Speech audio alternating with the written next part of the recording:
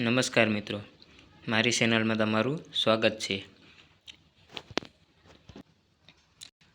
આજે આપણે તમારી આવનારી જ્ઞાન સાધનાની પરીક્ષાની હોલ ટિકિટની તમામ માહિતી લેશું। તો હોલ ટિકિટમાં સૌપ્રથમ તમારે અહીં એક તમારો પાસપોર્ટ સાઇઝ ફોટો ચોંટાડવાનો રહેશે અને તેની નીચે શાળાના સહી સિક્કા અને આચાર્યની સહી કરાવવાની રહેશે। પછી અહીં તમારી એક આઈડી આપેલ હશે, એક નંબર આપેલ હશે। પછી તમારું અહીં વિદ્યાર્થીનું નામ એ અહીં દર્શાવેલ હશે, વિદ્યાર્થીની શાળાનું નામ એ અહીં દર્શાવેલ હશે, તમારો તાલુકો અને જિલ્લો અહીં દર્શાવેલ હશે અને પરીક્ષાનું માધ્યમ એટલે કે ગુજરાતી માધ્યમ છે કે અંગ્રેજી માધ્યમ તે અહીં દર્શાવેલ હશે। પછી તમારો બેઠક ક્રમાંક એ અહીં દર્શાવેલ હશે, તે ધ્યાનથી જોવો, કારણ કે તમને જે ઓએમઆર શીટ આપવામાં આવશે તેમાં તે લખવાનું રહેશે। પછી તમારું જે પણ બ્લોકમાં તમારું એક્ઝામ આવે છે તે અહીં તમારા બ્લોક ક્રમાંક આપેલા હશે।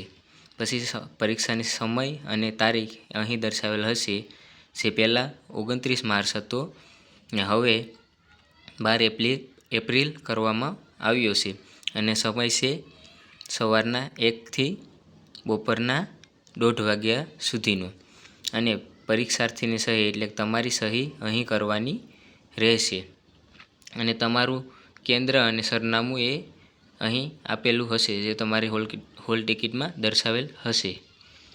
હવે આ પરીક્ષાને લગતી કેટલીક અગત્યની સૂચનાઓ દર્શાવી છે, જેમાં વિદ્યાર્થીઓએ પરીક્ષા કેન્દ્ર પર 30 મિનિટ પહેલાં પહોંચી જવું, જેથી તમારો બેઠક ક્રમાંક અને તમારા બ્લોક અને ખંડ એ તમને ગોતવામાં મુશ્કેલી ન પડે।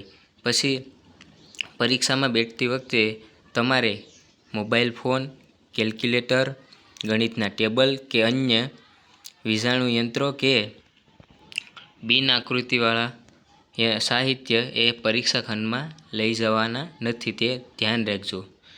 અને પ્રશ્નપત્રમાં એક પ્રશ્ન એ 1 ગુણનું રહેશે અને તમામ પ્રકારના પ્રશ્ન એ વૈકલ્પિક રહેશે, એટલે કે તેના 4 વિકલ્પો આપેલા હશે અને તે પૈકી સાચો વિકલ્પ પસંદ કરી અને તમને જે ઓએમઆર શીટ આપશે તેમાં તે જવાબ ગોળ રાઉન્ડ કરી અને લખવાનો રહેશે અને જવાબ આપવામાં તમે બ્લુ અથવા કાળી પેનનો ઉપયોગ કરી શકો છો અને પેન હંમેશા ઘાટી હોવી જોઈએ, જેથી સરળતાથી તમે ગોળ રાઉન્ડ કરી શકો છો।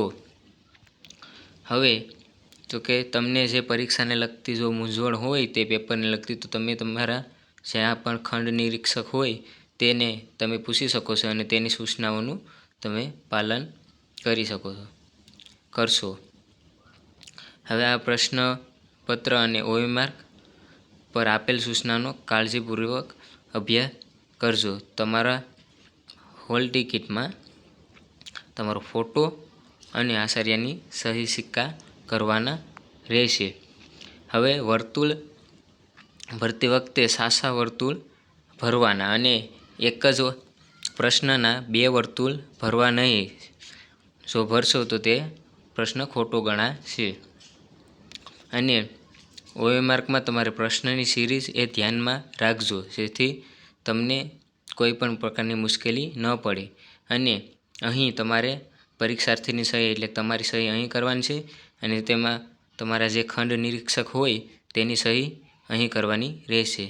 મિત્રો, આ વિડીયો તમને પસંદ આવ્યો હોય તો આ વિડીયોને શેર અને લાઈક કરજો અને મારી ચેનલને સબસ્ક્રાઈબ કરજો, કારણ કે તમને જ્ઞાન સાધના રિલેટેડ આવું જ પ્રકારની માહિતી અહીં મળશે અને અહીં જ્ઞાન સાધનાનું પેપર સોલ્યુશન પણ મળશે, જેથી મારી ચેનલને સબસ્ક્રાઈબ કરજો। જય હિન્દ, જય ભારત।